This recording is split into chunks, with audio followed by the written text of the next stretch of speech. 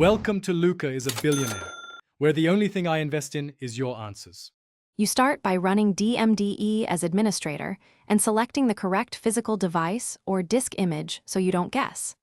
Once done, verify the reported disk size and partition table to confirm you chose the right target.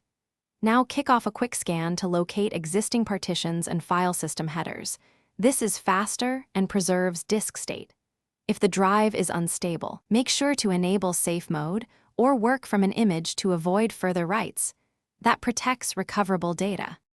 If the quick scan doesn't find what you need, run a full or deep scan and set file system signatures for NTFS, FAT, exFAT, or EXT as required, because deeper scans reconstruct deleted entries.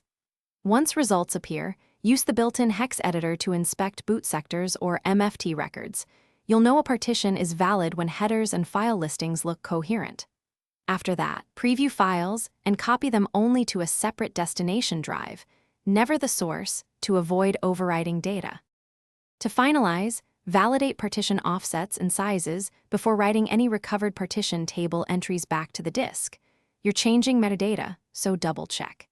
If file catalogs conflict or the file system is corrupted, first export all recoverable files to another drive and then rebuild the partition table manually using exact LBA values.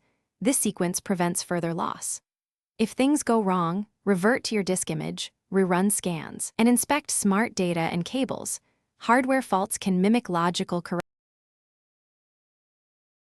Thanks for watching and please subscribe. It's the best investment you'll ever make.